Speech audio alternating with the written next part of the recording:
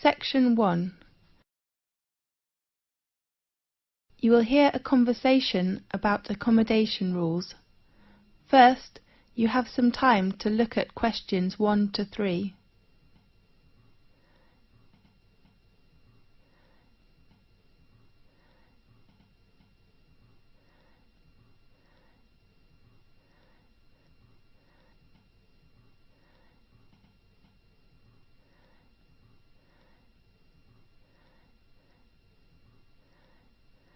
You will see there is an example that has been done for you.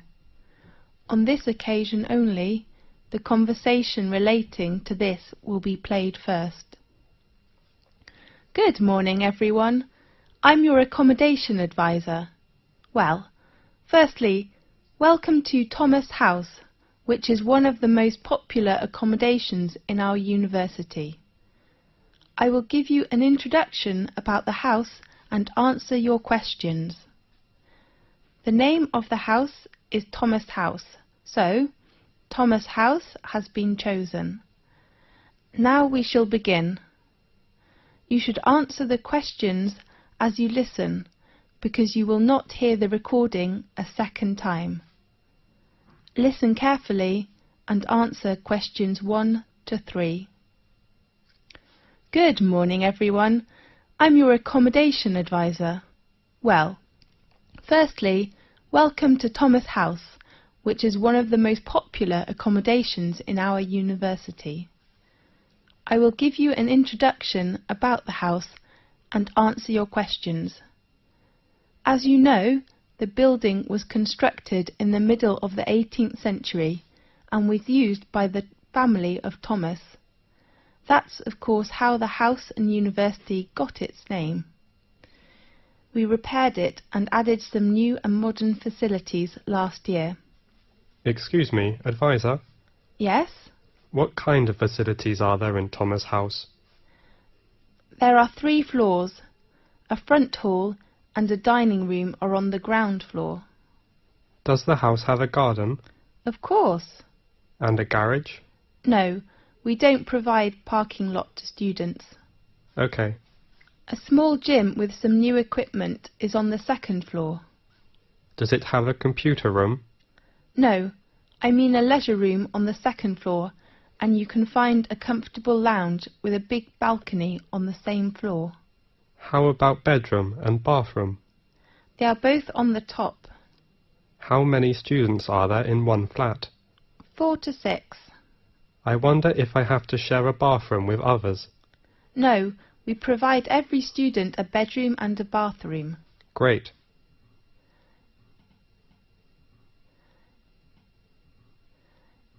Now, look at questions 4 to 10.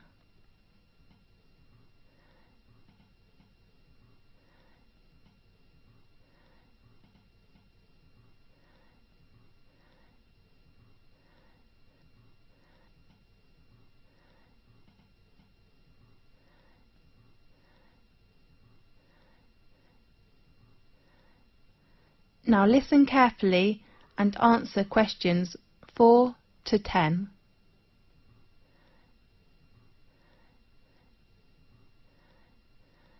There are some rules in Thomas House. Firstly, smoking is not allowed in both your bedroom and the bathroom. Does the house have a smoking section? No, you can smoke on the balcony or outside the house. Advisor, is there a laundry in the house? Of course, laundry room is located on the right corner of the 2nd floor. Sure.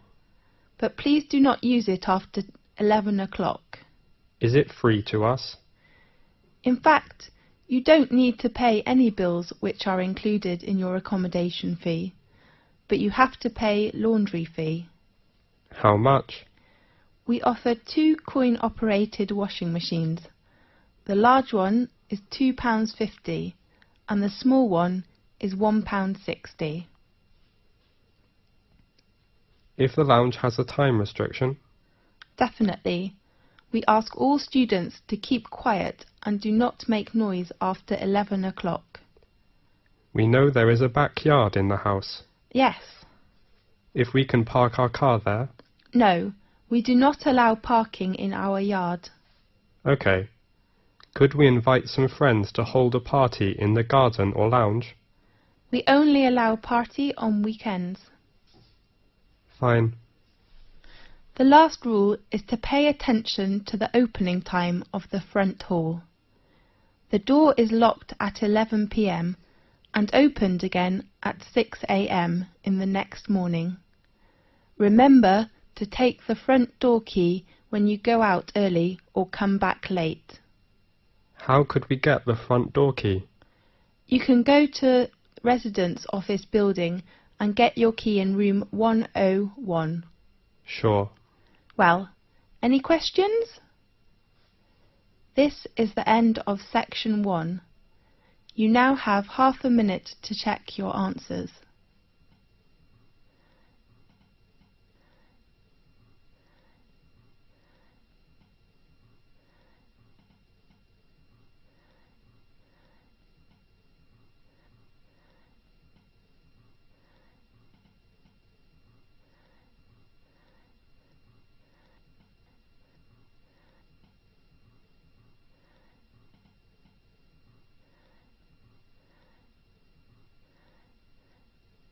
Now turn to section 2.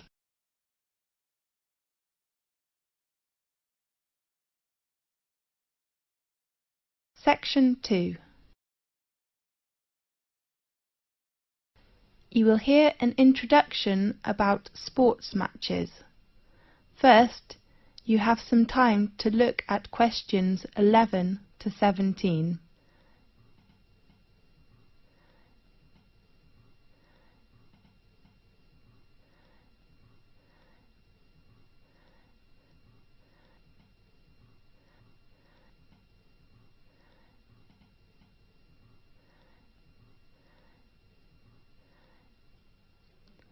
Now listen carefully and answer questions 11 to 17. Good morning, everyone. I'm Mary White, the Secretary of the exciting sports club. Welcome to attend Match's arrangement meeting. I know you are looking forward to a great season. Now, I'd like to give you a short introduction to our arrangement in this season. This season, we still have 2 competitions. One is tennis and the other is soccer. Let's start with tennis. There will be 6 teams competition. We hope the players' ages are between 16 and 22 years old. While the number of soccer teams is only 4 in this season, because we hope all players' ages are no more than 20 years old. Now, in this new season there are some changes. The first one is the venue. We will arrange all our matches for both the tennis and soccer competitions in Magic Park instead of Darry Park, which was used last year. Tennis matches will be arranged on Court 2 and Court 4 will hold soccer matches. Our match schedule: all tennis matches will be played on Sunday afternoons. All matches will begin at 2 o'clock. Soccer matches in this season will be played at 7 o'clock on Saturday evenings. The joining fee is still £30, including a new sport gear. We still offer a week of training session before formal match for our new players. There are 2 training sessions at 3 p.m. to 5 p.m. on next Friday and Saturday afternoon. The fee is only £12. Now, I'd like to introduce the coach of each training session, George Hanson, who has been supervised the tennis teams for over 4 years, will still be coach this season. While we will invite a good soccer coach who has enough patience and professional skills to work as this season's soccer coach. His name is Paul Butt.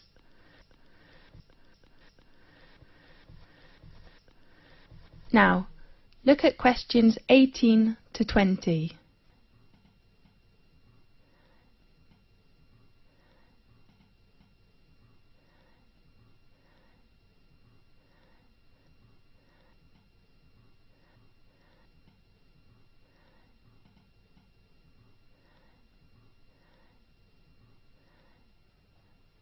Now, listen carefully and answer questions 18 to 20. In addition, we offer some activities to thank all players. Please look at your brochure. There are some activities and their time arrangements. At the beginning, we hope to start the season with a barbecue dinner on next Saturday in Magic Park. I do really hope all players will go there to enjoy the dinner, and you may invite your relatives and friends. Of course they have to pay a little fee, with just £5. And then, after the final match in the season, we will vote this season's MVP, the most valuable player. The 2 players from tennis team and soccer team will gain an honour and a prize from our sports centre. This season we hope all players can send a confirm letter to us to ensure our match arrangement. So please write to us before the deadline. It is on Thursday, 18th of April. Our secretary, David Black, is in charge of collecting fees and your letters in this season. His room number is 214 and his phone is 332567. This is the end of section 2. You now have half a minute to check your answers.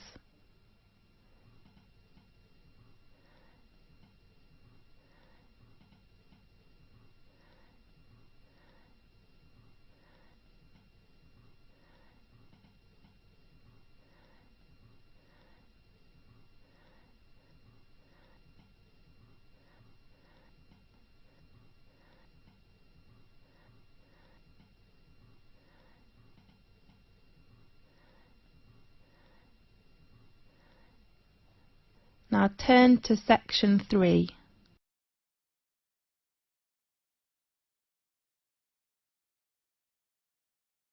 Section 3. You will hear a conversation about a student thesis.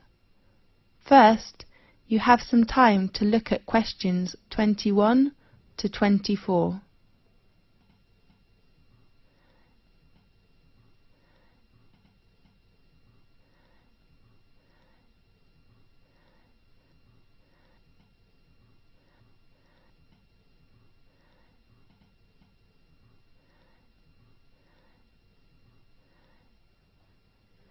Now listen carefully and answer questions 21 to 24. Come in, please. Good afternoon. Oh, I am sorry. Is it Professor Lee's office room? No, it is room 640. His new room number is 614 on the right of this corridor. Thanks a lot. You're welcome. Come in, please. Good afternoon, Professor Lee. Good afternoon. Come in, please. I remember our tutorial time is at 2 o'clock, right? Really? Oh, I am so sorry. I remember it is at 1:30. So I go to common room to wait for 30 minutes, okay? No, I'm free now. Let's begin. I am so sorry. That doesn't matter. So, how about your work? In fact, Professor Lee, can I get an extension of time to hand in my work? I mean, I hope to extend my thesis deadline. James, you know extension is usually given only for medical or accident reasons. So what's your problem? You have a good beginning with your draft, isn't it right? Yes, well, I'm having too many reading materials to read. Too many? How many? Besides academic journals, I have about 15 books to read next month. I don't think I can finish them. Oh, darling, you do not need to read them all. What do you mean? I mean, you can choose some parts of these books which can help your work. Really? Could you give me some suggestions? Sure.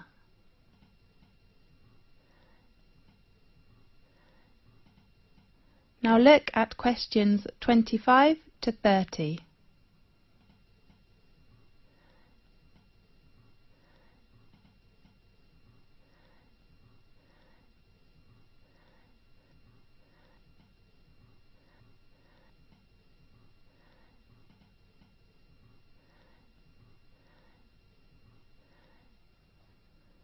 Now listen carefully and answer questions 25 to 30.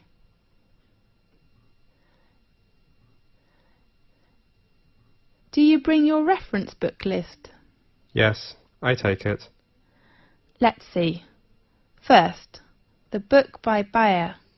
I think it is really worth reading. Read it all? Yes, the topic of the book is nearly the same field with you. Okay, I'll read Bayer's book. The next author is Oliver. I heard that his argument is very strong, but the book is a little difficult.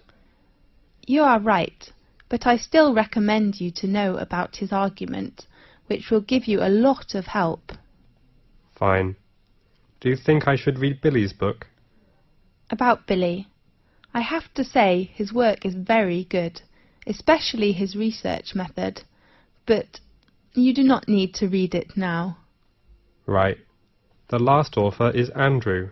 How about his book? In my opinion, the one by Andrew says the research findings. I mean, his last part is very excellent, clear and persuasive. I agree with you. I'm reading the book now. Great. How about others? I suggest you finish these books next month, and then we will talk about others, okay? Okay. Have you begun your research work? Yes. How are things going? That's okay, except the research method. What's wrong with the method?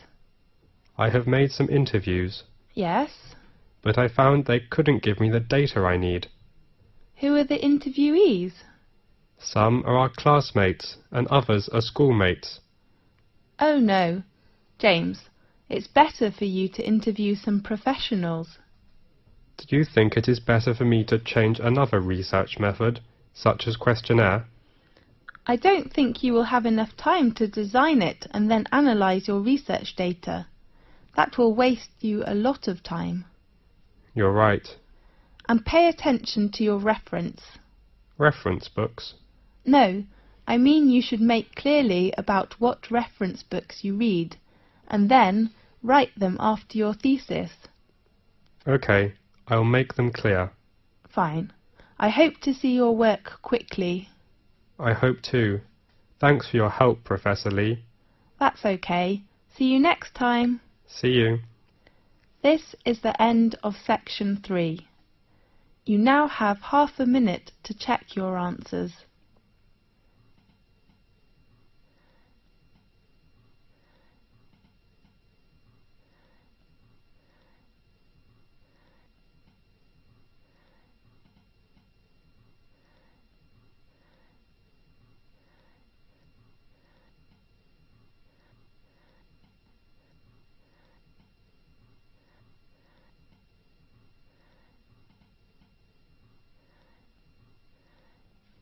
Now turn to section 4.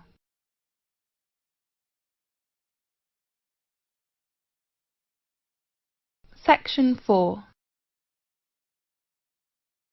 You will hear a conversation about astronomy. First, you have some time to look at questions 31 to 40.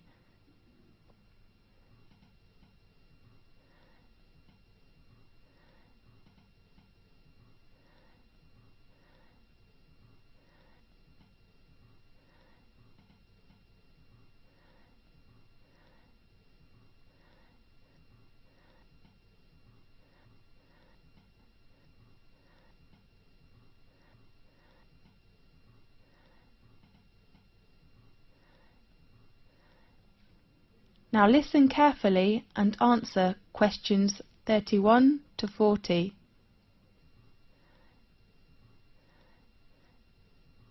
This is Magic Time from the BBC. I am Faith. In today's programme we invite a Professor of Astronomy. Welcome, Lewis. Thanks a lot, Faith. What magic information will you introduce to us? We all know the Leonidas in August are coming, so today let's talk about meteors. Good topic. At one time or another, almost everyone has glimpsed a swift little streak of light dashing across the night sky. Nearly everyone makes wishes when they see them and blame both good and bad luck on their presence. Yes, these sudden celestial visitors are meteors. We often call it shooting star. The glowing trails are caused by the incineration of a piece of celestial debris entering our atmosphere. Many meteors are quick flashes, but some last long enough for us to track their brief course across the sky. Right. Now and then a meteor truly will light up the night, blazing brighter than Venus, although rarely, even brighter than the moon, leaving in its wake a dimly glowing trail that may persist for minutes. Lewis, can we see some meteors every night in 1 year? Yes. Under a dark sky, any observer can expect to see between 2 and 7 meteors each hour, any night of the year. These are sporadic meteors. Sporadic meteors? Yes. Their source bodies, meteorids, are part of the dusty background of the inner solar system. Several times during the year, Earth encounters swarms of small particles that greatly increase the number of meteors. The result is a meteor shower, during which observers may see dozens of meteors every hour. Concentrations of material within the swarms may produce better than average displays in some years, with rates of hundreds per hour, and were treated to a truly amazing display in which thousands of visible meteors can be seen for a brief period. The phenomenon is called meteor storms, which are more magnificent than meteor showers. Aha! That's wonderful! Definitely. The meteors that appear during a meteor shower seem to come from one point in the sky. This illusion is an effect of perspective, just as a roadway seems to converge in the distance. Usually, meteor showers get the name of the constellation from which the meteors appear to radiate. Such as during the Perseid shower in August, meteors seem to streak from a point in the constellation Perseus. When is the biggest meteor storm? According to records, in 1833, a storm of 60,000 meteors an hour shocked the world. 60,000? That's unbelievable! By the 1860s, scientists had known that many meteor showers were annual, including the normally placid Leonids, which produced the big storm, and that they were somehow related to comets. Really? Yes, but most of the meteors people have seen during one of the annual showers arise from fluffy particles not much larger than sand grains. As a particle enters Earth's atmosphere, it collides with gas atoms and molecules. The particle becomes wrapped in a glowing sheath of heated air and vaporized material boiled off its own surface.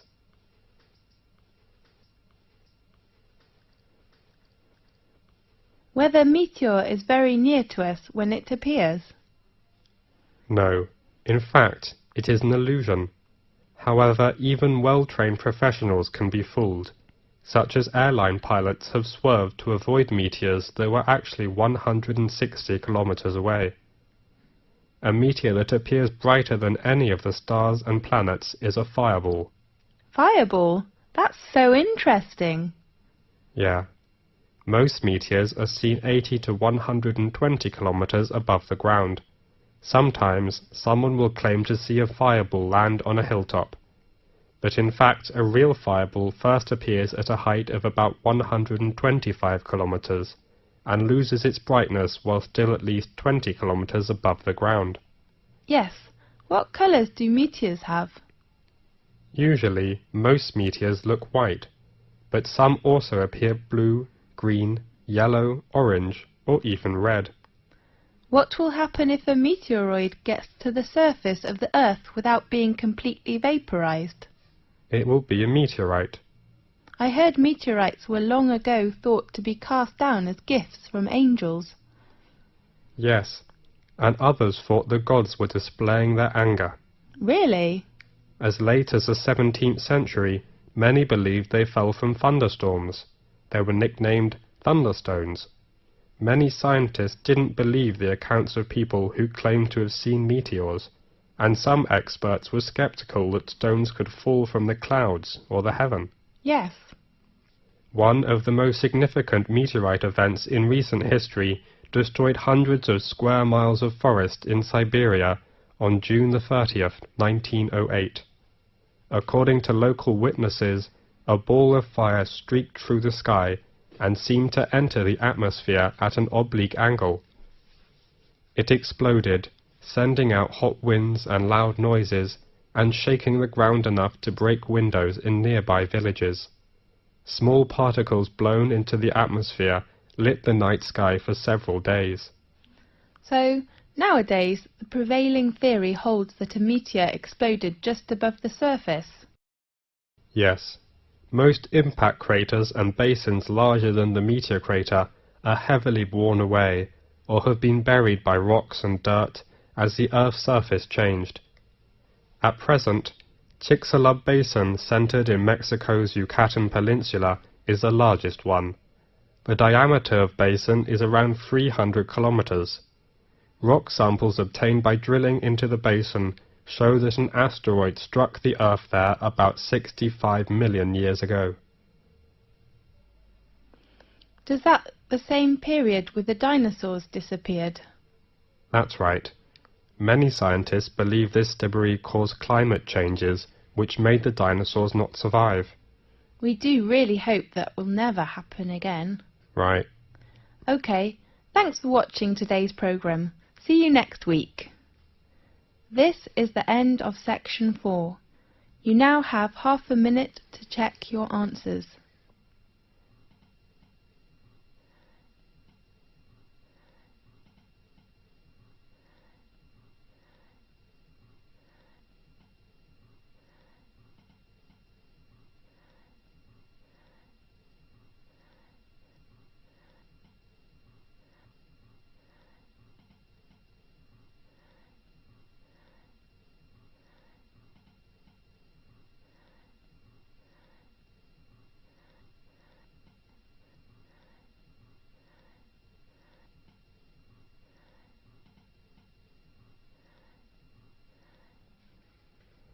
This is the end of the listening test. You now have 10 minutes to transfer your answers to the listening answer sheet.